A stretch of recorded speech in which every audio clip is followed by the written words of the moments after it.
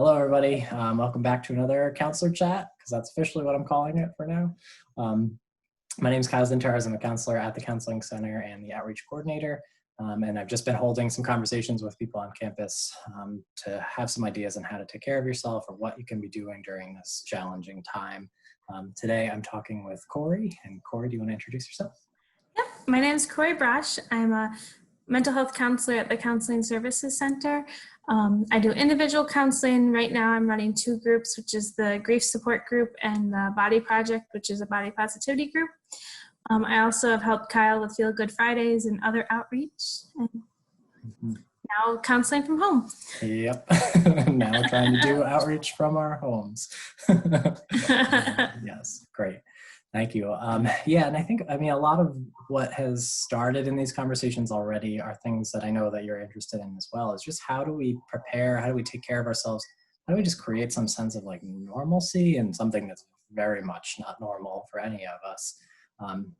So wherever you'd like to start, is there something that you feel like you'd like to at least bring up for students to think about or prepare? I guess, yeah, my first big hurdle when we were working from home, I know everyone thinks, oh, that's great. You get to be in your pajamas, you get to just relax and it's going to be so easy. But first, I'm a social creature. I like my office. I like my team on campus. So how to bring my office to my house in a space that would work, because I still had to work. I couldn't work in my pajamas. I was still seeing and meeting and talking to students.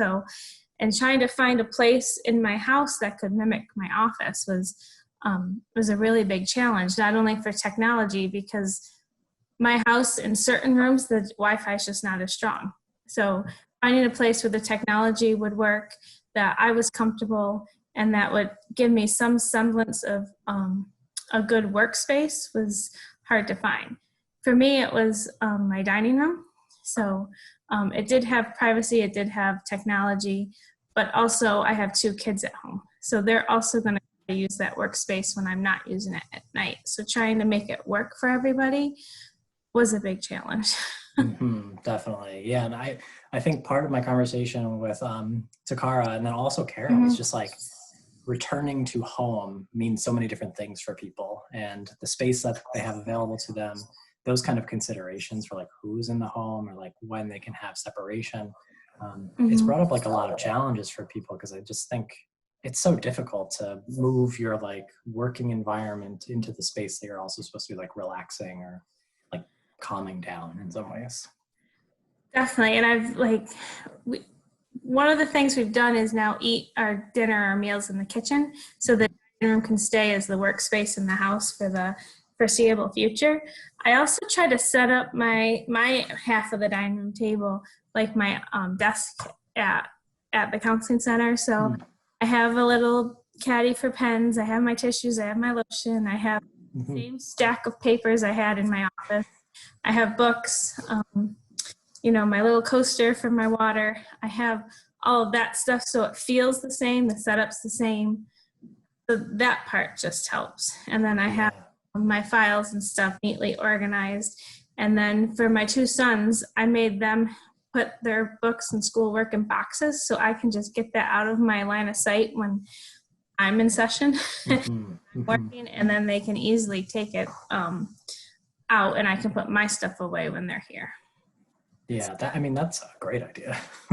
It's worked out really well, because then our stuff doesn't get intermingled. They don't touch my stuff. It's not out of order. I'm not messing with their stuff. My one son just used a Pirate's Booty box from chips, from lunches and stuff. So all his stuff is in that. My other son used a Nike shoebox, and then I have actual totes that look a little bit more professional. So professional, but just a simple shoebox worked to help quickly put stuff away. Definitely. I really love the idea. I might actually try some of that, of just kind of setting it up as if I was in my workspace. Because if anything, I think the first couple weeks of this were just like explosion, clean up, explosion, clean up. And then it felt like there was no consistency with it. And I can imagine like students are feeling that too when they have to do work. They just kind of grab what they need and lay it out how they need to, but then it has to go away somewhere. It's just not in the same space that it would be in their residence hall or in their apartment or whatever. So I like the idea of just having at least some kind of connection to that, and then having a way to like organize it or put it somewhere else, whether that's like boxes. Right. Yeah, a lot of my students I've been just hearing from is there's no place at home work. You know, when they were on campus, they had their, you know, room in their res hall or their apartment or wherever, and they had their own space and they had it the way they want it. And a lot of them are home and don't have that. They don't have a desk. They don't have a room just for themselves. So I'm thinking if you could even just get like a serving tray or a box that's just yours, so that you know when you pull that out, it's easy to quickly set up. Definitely. Yeah, because then I think it makes it like transportable in some ways, but then it's also keeping some sense of organization. This makes me think of something that Takara and I talked about, which was like a sense of having closure with stuff. So something maybe symbolic or something that brings like a sense of transition out of like work mode into relax mode or whatever that looks like. So we talked about just like the basics of, I don't know, like turning on and off a light, shutting your computer down, closing the tabs, you know, the basic stuff. But I really like the idea of having that kind of like wrapping things up and then being able to put it away. It does help me because the first week I struggled. I would turn my computer off at the end of the night, you know, log off from my accounts, and I would be in a whole nother room. But just the thought that, well, I have the capability now to work on notes from home, the capability of doing more stuff for work. So since I could do it, I should be doing it. And I couldn't really unplug and relax. And now I'm pretty intentional. At the end of the day, not only do I turn my computer off and log off, I put, you know, all my paperwork or all my stuff away in my totes and seal them and get them off the table or neatly at one end of the table. So it's harder to go back at like 8 o'clock at night to work on one more note or one more idea. I'd have to unpack everything. So it does help.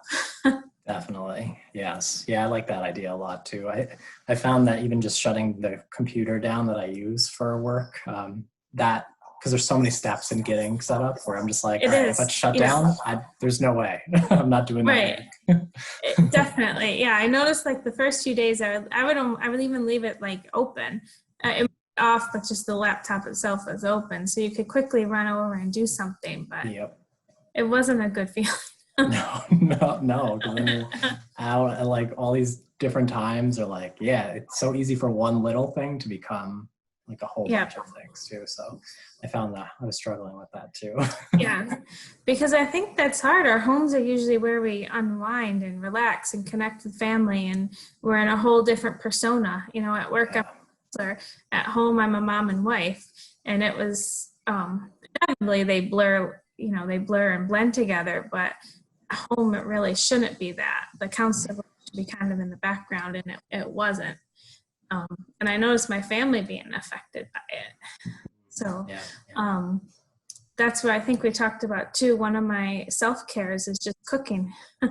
Making my own meals, cooking for my family. It's one of the ways, it's how I won over my husband with my great cooking. It was my kids, one of their favorite things is, you know, mom's chicken parm, or, you know, when mom makes brownies. So I do support local businesses. I do order out or do DoorDash once or twice a week, but I'm more mindful now about cooking, and it's helped me unplug too at the end of the day, because I'll load up, pack up my stuff, I'll leave the dining room, and then I head to the kitchen, and then just the act of cooking, because you have to be in that moment when you're cooking or things burn or you cut finger or whatever. So just in the act of cooking helps me recenter myself, be in the present, and be more focused on my family, so I can get in that mom and wife role.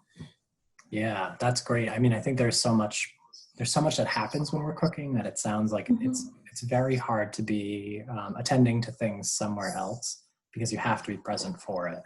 Otherwise, your food's going to turn out not so great. Right. and think about, I mean, as to counselors, and we talk about grounding and being in the being mindful, you know, when you're cooking, just all the senses are engaged. You know, you're physically moving, you're listening. You can tell, you can hear when something's maybe cooked too much because it's crackling differently. You know, you can smell the herbs and the vegetables when you're cutting them and when you're cooking them. you're constantly looking at things. So it does just ground you and get you to where you're supposed to be. Definitely. Yeah, I've actually had like a lot of conversations with students, even before all this happened. One of the things that they missed was like family time where it was someone cooking and like smelling that kind of like, I don't know, the whole experience of having a meal together as a family.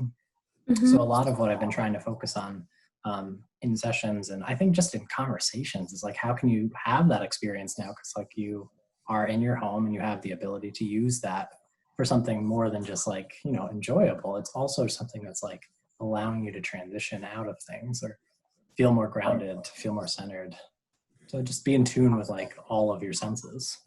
Yeah, I really liked it. And actually, my 2 boys are older. They asked to cook the other night. Mm-hmm. They had to plan the meal. I had to buy the groceries, but then while they did all the work, I was still there if they had questions. So it gave me an even better role. I still got to experience the smells and sights and everything, but I got to sit back and just watch them. That was nice too, and teach them some of my wisdom from cooking. But that was nice too. So it, reconnects everybody. Mm-hmm. Mm-hmm. Yes, and not in like because I do sense that all right, everybody's together and doing like their own separate work together, and sometimes that's good. Like you need just a sense of connection. Right. But I like that you're all there for it in that way. Like it's all part of the same activity, and I think there is like a coming together that is unique to that experience in the kitchen and eating together. Yeah, they say the kitchen's the heart of the home, so yeah. That's where all the good stuff happens. Yeah, so you can keep that as the sacred space. Definitely, yeah. And the dogs are always right there at our feet. So like everybody's in the same space at the same time. Everybody wants to be there. Yeah. And it's funny, I went to some, I don't know, it was like some party like where it's called Pampered Chef, where you buy kitchen stuff and you're supposed to describe what type of cook you are. And my description of myself was way different than everyone else's, because I said I'm a noisy cook. Like I'm messy, but I'm noisy. Like you can just hear stuff when you're in the other room. You can just hear everything. Mm-hmm. The chopping's noisy. I'm banging stuff. I usually drop stuff. It's just a very auditory experience, not just. That's your chef voice. Right, yeah. Usually I have music going, so. Yeah, that's awesome. Yeah, listening to things has been really nice too. So I'm not the chef in my household. I don't take any Quality control. Yes, yeah, that's more of Yeah. But my partner Bailey is a wonderful chef. She like thrives in the kitchen. That has been her coping strategy as well, and it's been nice to just be a part of that. So if I'm just like chopping some stuff up to help her, or if we're just like listening to music together and singing along, just something that's enjoyable, I do think that's a nice place to be, where it doesn't invite all of this other stuff in with it. It's just its own space. Definitely. I think too, with the recent situation, we can't go to the grocery store. Certain things are available as they used to be. So I'm trying to be more creative. I'm like, all right, what do I have? What can I work with, and what can I create? Which is, I just think that's a self-care practice in itself. Instead of thinking about all the things that you don't have, that you want, that's just not possible right now, checking in with what is possible, what is in your control, and what you can work with. So definitely. It's kind of a metaphor. Yes. And it helps remind me of that. Yes, I love it. I feel we're both like very creative people, and I feel like we're drawn to that stuff already, but there's just so much interesting things that happen out of that, like when you just use what you have. So it's not longing for more. It's not trying to be like disappointed or feeling disappointed because you don't have something, but it's making use of like what's in front of you, what you have access to in creative ways. Like new things kind of come out of that, and it's an experiment, but I think people tend to feel good about it once they've done it. Well, there's a sense of satisfaction and accomplishment when you kind of make do and make something not that you expected, just by what you have around you. Definitely. Yeah, both I think internally and externally. Definitely.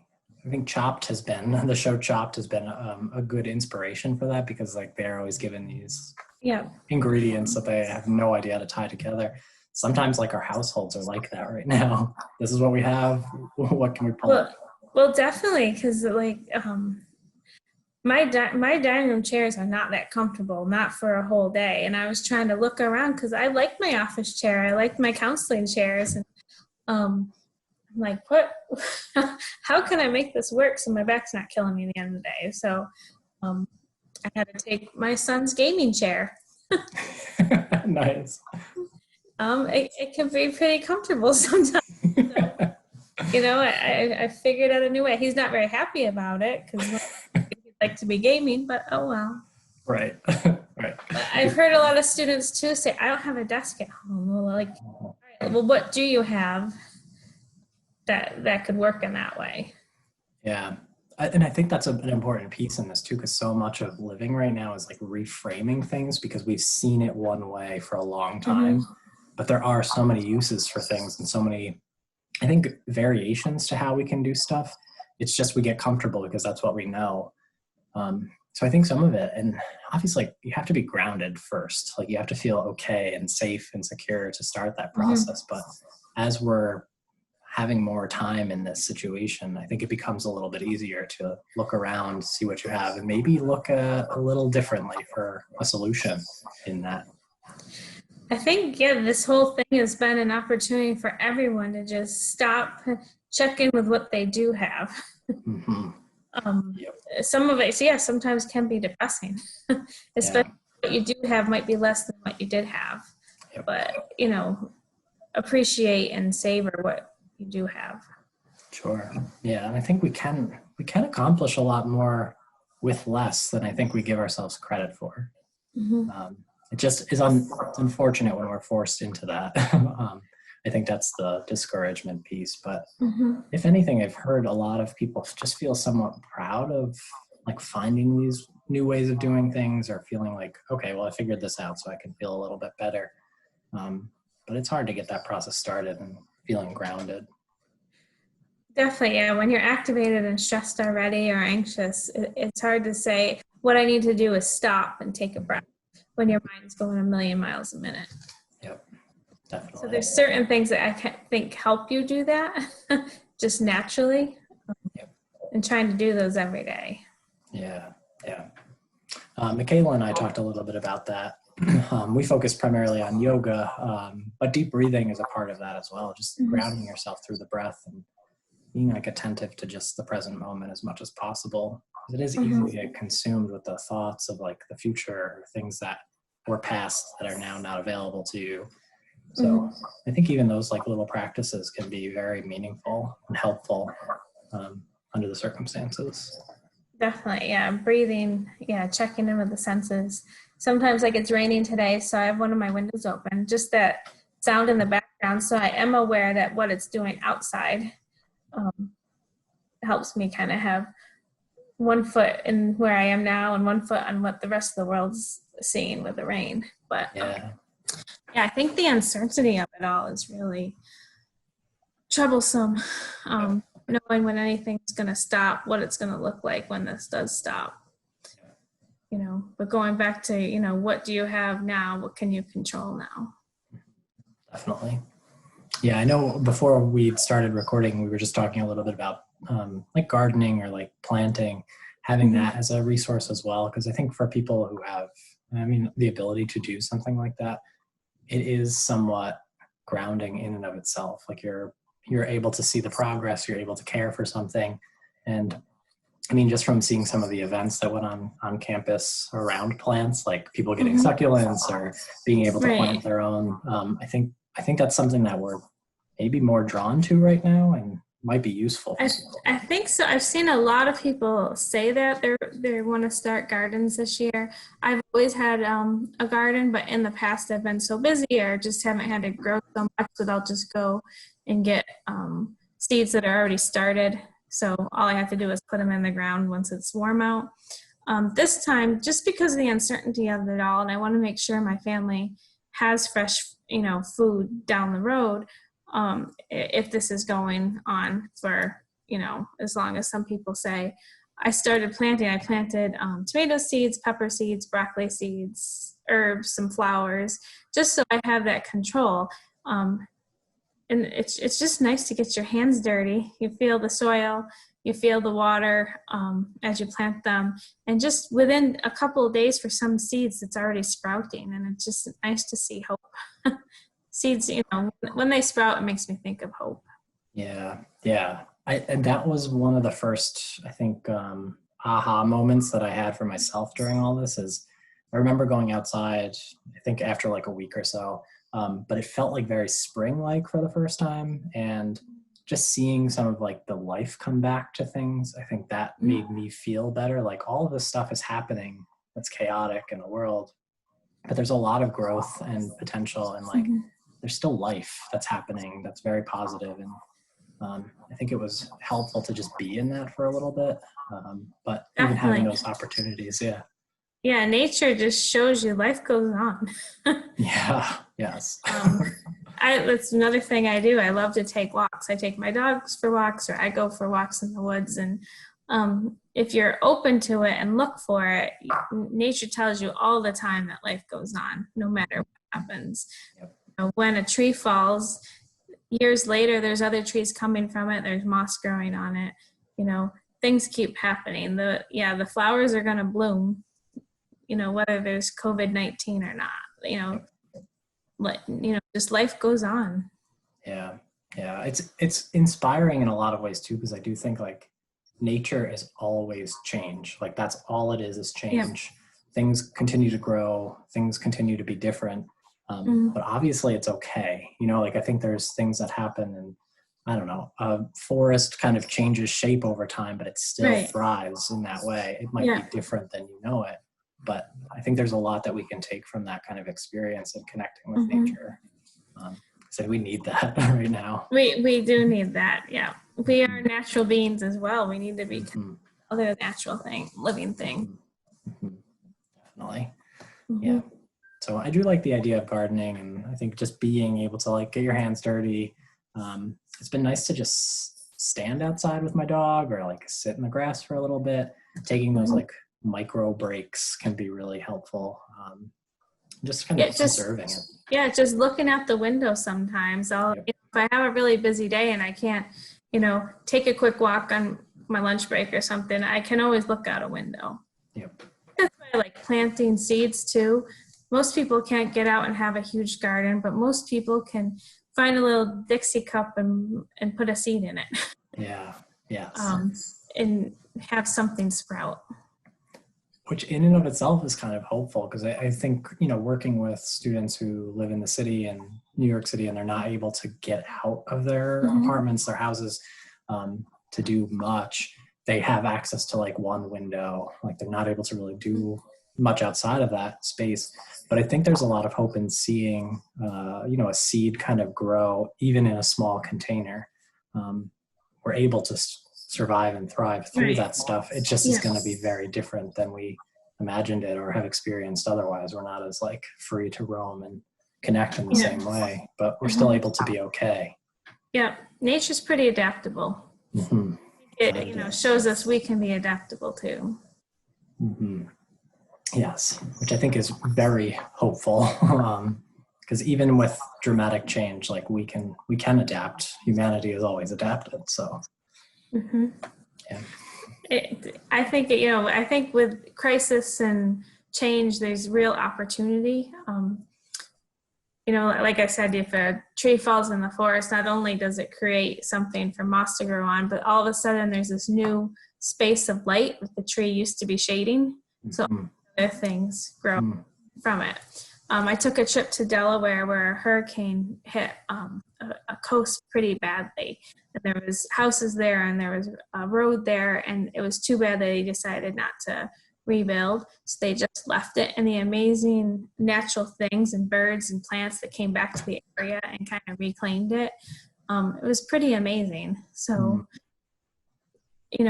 as hard as anything gets hit, there's some opportunity there for growth and positive change. Definitely. Yeah, I really like that idea too, that it's going to be different. It's going to change shape, but it doesn't stop things from moving. It doesn't stop things from being able to be okay or thrive or like survive all of that. It just kind of like things roll in and take up new shapes. Yep. Change is the only constant. That it is. The only thing we can bank on. Yep. That's right. So yeah, accepting it and lean into it. Definitely. So yeah, I don't know. Is there anything else that you feel like students might benefit from or faculty and staff might benefit from that you hope to communicate out to the world? I think just, you